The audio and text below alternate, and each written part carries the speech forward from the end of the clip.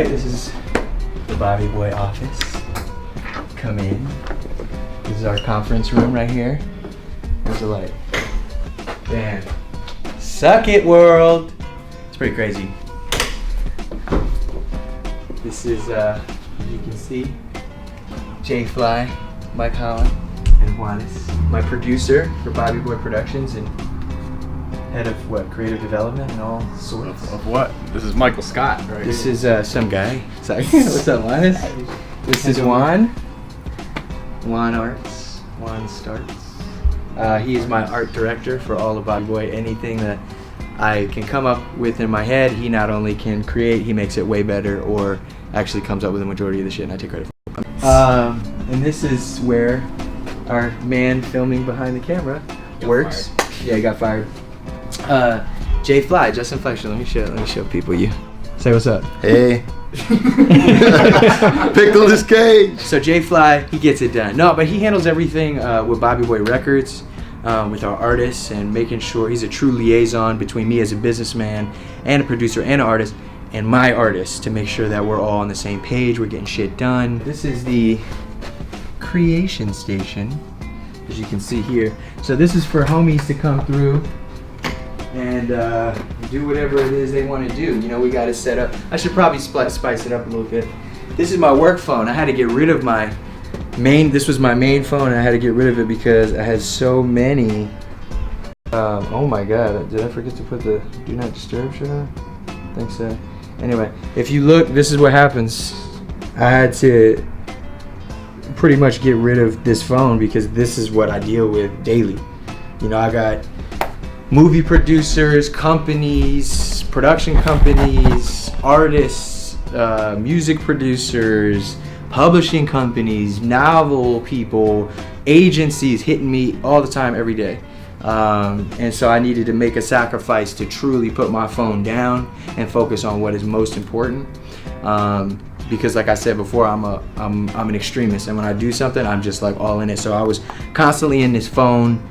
My head was always in the phone, and not even on social media. That was one aspect that I just kind of cut out, besides obviously giving fans content and just letting them know what I'm kind of been up to or not.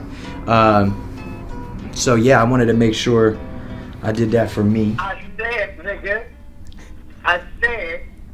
change the name of your company from Elysium. I swore you was going to sign me to the label, okay? But then you turn around, and now you're going to change it from Elysium to Bobby Boy Records. Now tell me, you know I got this Elysium tattoo on my arm. Now tell me, Bobby, what the hell am I supposed to do with it? Am I supposed to cut my fucking arm off?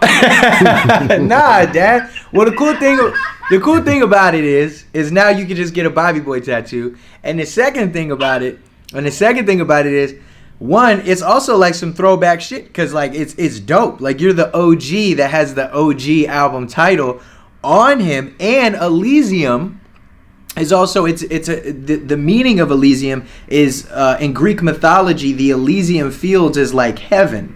So since you have Elysium on your left arm, when you beat your dick, it's like you're in heaven. Snap. This is the bullpen, as we call it. This is where our employees may converge. You know what I'm saying? Converge, splurge when they get the urge. And this right here, this is Bobby Boy's office, which is probably a little messy right now. Yeah, man. I'm a little Morty and my Ren and Stimpy and some water. I haven't been here in a little bit. I've been working on a novel. I was working on my next novel, which is all super like sci-fi'd out, and I'm about 75% done with it, but I haven't touched it in about almost like 6 months because I wrote the film that I'm doing with J.J. Abrams, and then I was kind of working on that, and then I decided to write another movie, which is a comedy, and then after that I decided to write another book, which is pretty dope, about heists and bank robberies and shit. So I was super into that, and it takes place in the 90s. So I got my Smith Corona typewriter, classic, vintage. This is 1950. It's either 50 or 60 something. And Yeah, this is what Tarantino writes all his shit on, so I just wanted to be inspired by that. I haven't really set up my office like I want to. Shit inspires me. Like if I have things around me and that I can touch and feel and look at, it's pretty dope. Got my little Bruce Lee over here. And what is this? Take a look at that, ladies and gentlemen. Kramer, what are you talking about? Damn. George, it's Jerry Seinfeld, I can't believe it! Bobby Boy!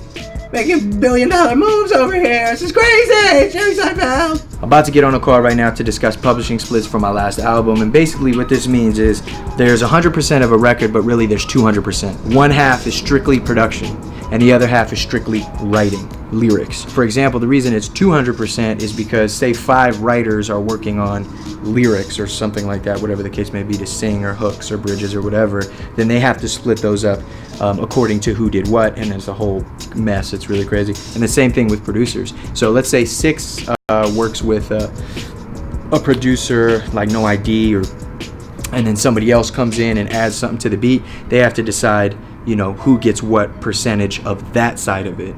And then, you know, typically, I mean, I, for the most part, write all my lyrics, so majority of the time I'll get it, unless I do features, and, you know, in which case I'll then give the artist their fair share of the writing. And then the cool shit is if I produce it too and I write it, then I get 100%, you know what I'm saying? And we caking out here, you know what I mean, dog? I'm gonna jump on a call because I got shit to do.